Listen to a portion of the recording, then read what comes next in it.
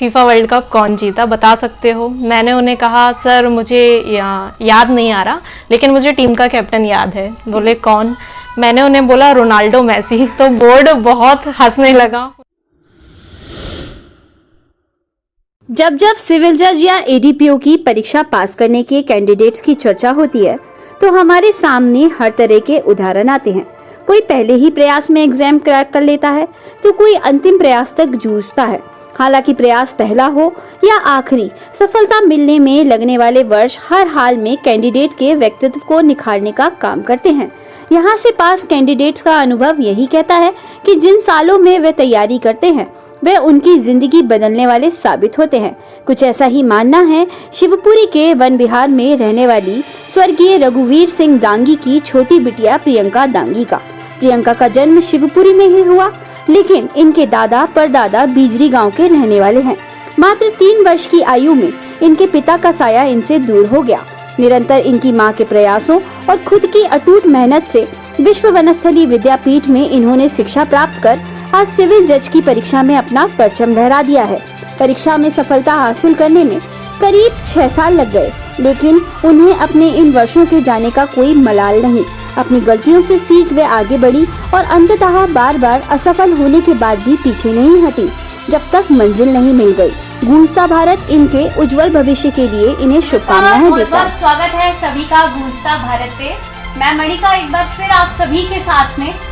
तो जैसा कि आप सब जानते हैं कि अभी प्रेजेंट में 18 तारीख को शिवरात्रि के दिन जो है सिविल जज का जो रिजल्ट है हम सबके सामने आया है, जिसमें आप देखें तो शिवपुरी में 6 बच्चों ने जो है अपना परचम लहराया है। उसी कड़ी में मैं प्रेजेंट में यहाँ पर बैठी हुई हूँ प्रियंका दांगी जी के घर पर, जो कि सिविल जज बन चुकी हैं।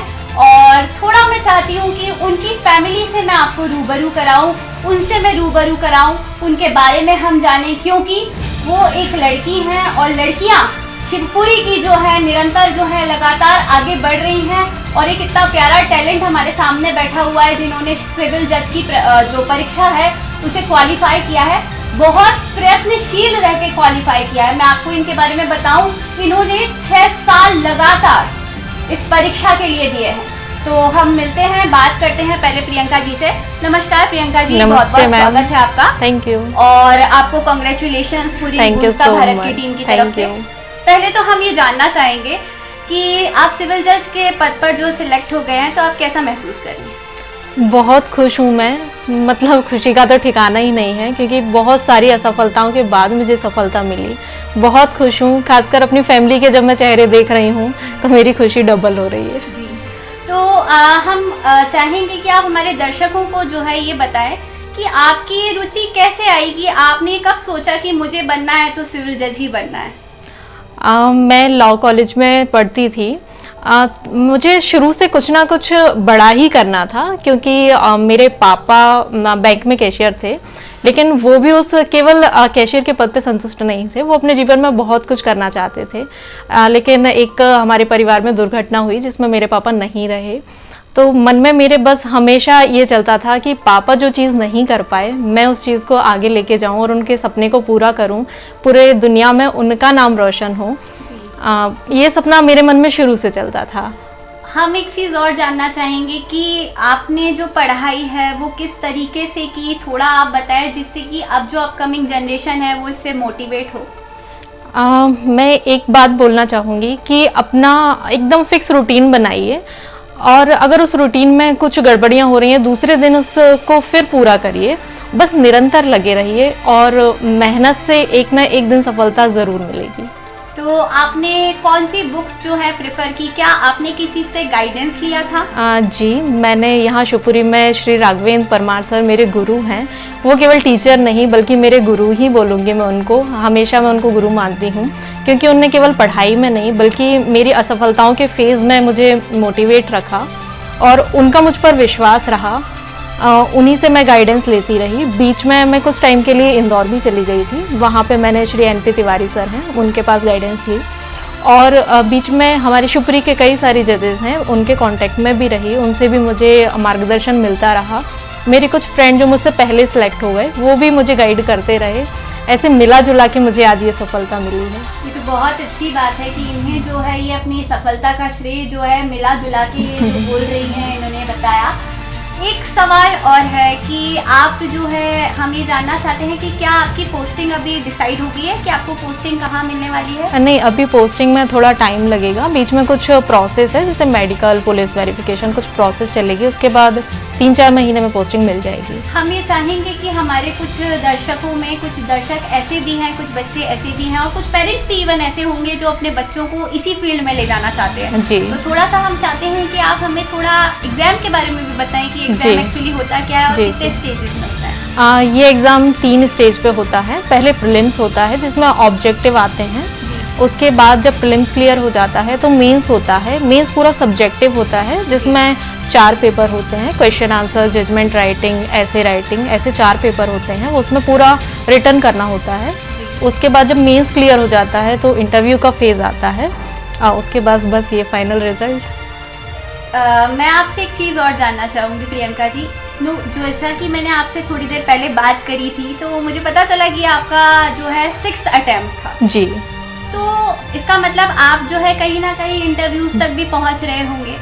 तो किन बारीकियों को आप ध्यान में रखते हुए चली कि आपने इस बार का जो अटेम्प्ट था वो फर्राटे के साथ जो है निकाल लिया? मैं छोटी छोटी चीज़ों पे काम कर रही थी। खासकर मुझे ऐसा लगता है आजकल जो पैटर्न है, खासकर मेंस में जो जजमेंट राइटिंग का पेपर है, वो काफ़ी टेक्निकल हो गया है।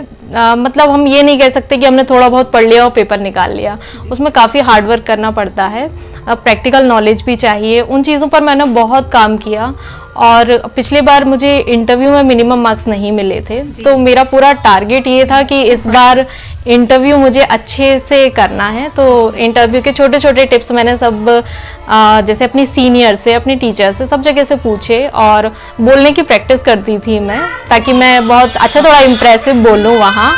उस चीज़ से मुझे वो चीज़ मुझे बहुत काम आई। प्रियंका जी, एक सवाल और मैं चाहती हूँ कि आप हमें, जो दर्शक भी हमारे देख रहे हैं, उनको आप जवाब ज़रूर दें कि ऐसा इंटरव्यू के आज इस बार का जो आपका इंटरव्यू था, तो ऐसा कोई पॉइंट है जो आप रिकॉल कर रहे हो, बार बार आपके दिमाग में चल रहा हो कि ये इंस्टेंट है और ऐसा कुछ आपके साथ अजीब सा घटा जो आप बताना चाहते हो? बिल्कुल जी। इस बार इंटरव्यू में मतलब पूरा इंटरव्यू ऑलमोस्ट ख़त्म होने वाला था मेरा, और बहुत एक फ़नी चीज़ वहाँ हो गई थी मुझसे। जी।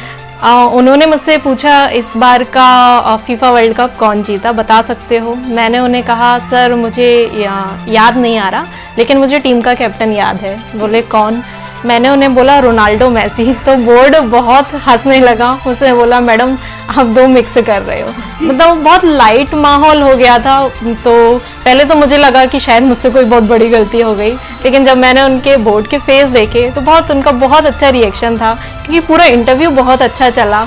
तो मेरी एक छोटी सी गलती से शायद वो मायने नहीं रखी वहाँ। ये तो बहुत अच्छी बात है। और ये देखिए आप इनके चेहरे की जो मुस्कुराहट है, जो हंसी, जो हाव भाव है, वो अपने आप में बता रही है कि इन्होंने कहीं ना कहीं उस इंटरव्यू को भी एंजॉय किया और भगवान ने इनकी सुन के इन्हें वो अचीवमेंट दे ही दिया। प्रेजेंट में इनकी माता जी भी हमारे साथ में यहाँ पर बैठी हैं। माता जी, बहुत बहुत स्वागत है आपका गूंजता भारत पर। पहले तो हम आपका परिचय जानना चाहेंगे, क्या आपका नाम है? और मेरा नाम है पुष्पा दानी। पुष्पा जी, आपने जो है बहुत बड़ा स्ट्रगल देखा है लाइफ का, जैसा कि पता चला कि इनके जो पापा जी हैं काफ़ी समय से नहीं है, शायद ये शायद 2 साल की थी तब से इनकी 3 साल की। 3 साल की। अच्छा, तो आपने लाइफ में बहुत स्ट्रगल किया है। कैसे आपने अपने बच्चों को इतना आगे बढ़ाया, हम थोड़ा सा जानना चाहेंगे। बच्चों को ईश्वर ही जाने। तो अभी ईश्वर से और क्या प्रार्थना है आपकी बची? ईश्वर से मेरी यही प्रार्थना है कि सब खुश रहें और मेरी भगवान न सुने। भगवान ने सुन ली, ये बहुत अच्छी बात है। और इनकी जो मतलब आप कैसा महसूस करिए जब आपकी बेटी एकदम सिलेक्ट हुई, जब रिजल्ट आया तब कैसे? मैं कह ही नहीं पा रही कुछ भी, शब्द ही नहीं, इनके पास शब्द ही नहीं है। और आप मेरे पास ये सब आप सब देख सकते हैं कि जो खुशी है वो देखते ही यहाँ पर बयान हो रही है। और साथ में यहाँ पर इनकी दीदी भी, बड़ी दीदी भी हमारे साथ में बैठी हुई हैं। हम इनसे भी थोड़ी बातचीत करते हैं। नमस्कार दीदी जी, आपका बहुत बहुत स्वागत है गूंजता भारत पे। हम आपका परिचय जानना चाहेंगे, आपका नाम? जी, मेरा नाम रश्मि दांगी है। जी। तो आप कहाँ से हैं? मैं विदिशा से हूँ। विदिशा। तो आपको मतलब पहले से पता था कि आपकी जो बहन है वो सिलेक्ट होने वाली है? अब यही समझ लीजिए कि मुझे पहले से ही पता था, कुछ फीलिंग आ रही थी कि हाँ इस बार हो जाएगा। तो इसके पहले आप मतलब यहाँ पर आ गए। हाँ जी, तो एक होता है ना कि आपका और इनके बीच का कितने साल का गैप है? हाँ, हम दोनों में वैसे 3 साल का गैप है जी। लेकिन हम दोनों में बॉन्डिंग बहुत अच्छी है। तो बचपन में इन्हें देख के आपको लगता था कि ये सिविल जज बन जाएंगी? नहीं, बचपन में क्या, इंटेलिजेंट तो वो शुरू से रही है और हर उसमें फील्ड में एक्टिव भी बहुत रही है जी। और लगता था कि कुछ बड़ा करेगी आगे चल के। ऐसी कोई खास बात जो आप प्रियंका जी के बारे में चाहेंगी हम सबसे शेयर करना यहाँ पर? खास बात मैं यही कहूँगी कि ये बहुत अच्छी तो पर्सन है एक, और बहुत अच्छी हार्ड वर्किंग है बहुत ज़्यादा। जी। ऐसी कोई बारीकी? बारीकी क्या कहूँ। तो ये इनकी बहना है और ये विदिशा से है। देखिए कहते हैं ना, ये इसको कहते हैं संजोग की इन्हें पहले से इस चीज़ का आभास हो गया था कि मेरी बहन जो है कुछ ना कुछ अच्छा अचीव करने वाली है और अब खुशियों का माहौल जो है आने वाला है। साथ में इनकी भाभी भी हमारे साथ में यहाँ पर बैठी हुई हैं, जिनकी शायद अभी नई नई शादी हुई है। नमस्कार भाभी, आपका बहुत बहुत स्वागत है गूंजता भारत पे। तो आप तो ये बताइए कि जब से आपकी शादी हुई, कितना समय हो गया आपकी शादी को? 7-8 महीने में आपने, कैसा लग रहा है आपको ये सिलेक्ट हुई तो? बहुत अच्छा लग रहा है, बहुत खुशी हो रही है। तो इनकी भाभी जी के लिए भी मैं बिल्कुल कहूँगी कि इनकी भाभी जी की भी जो खुशी है वो उनके चेहरे पे बयां होती है, अलग ही नज़र आ रही है कि इनको भी इस चीज़ के बारे में भी लगा होगा ना कि मैं 7-8 महीने में शादी होगी जिनके घर पे जा रही हूँ, उनके घर में कितना बड़ा टैलेंट जो है सामने है। और अब हम वापस घूमकर जो है प्रियंका जी पर आते हैं। तो प्रियंका जी, हम बिल्कुल चाहेंगे कि गूंजता भारत के माध्यम से आप जो हमारे दर्शक हैं, उनके जो बच्चे हैं, साथ में कुछ बच्चे भी आपको यहाँ पर देख रहे हैं, कोई एक संदेश जरूर दें कि कैसे उन्हें अपनी लाइफ को आगे बढ़ाना चाहिए, कैसे उन्हें अपने बच्चों को मोटिवेट करना चाहिए कि वो आगे। मैं जो भी तैयारी कर रहे हैं किसी भी फील्ड में, चाहे सिविल सर्विसेज की, जुडिशरी की, या किसी भी पोस्ट के लिए आप तैयारी कर रहे हो, मैं एक चीज़ बोलूँगी कि जब आपने अपना लक्ष्य निर्धारित किया है तो उससे पीछे मत हटिए। चाहे आपके राह में कितनी भी असफलताएं आएँ, सफलता आपको एक ना एक दिन ज़रूर मिलेगी। क्योंकि मुझे बहुत सारी असफलताएं मिली, बहुत बार मेरा मनोबल नीचे भी गिरा और लोगों की कुछ बातें भी सुनते थे, लेकिन आज सब बातें पीछे रह गई। और जब पॉजिटिव एक रिजल्ट आया और जब मैं अपना गोल अचीव कर लिया तो सब कुछ जो भी नेगेटिविटी थी, असफलताएं थी, सब पीछे रह गई। और बस आज आप देख रहे हैं कि बस घर में खुशी का माहौल है, इसीलिए अपने लक्ष्य से कभी पीछे नहीं हटना।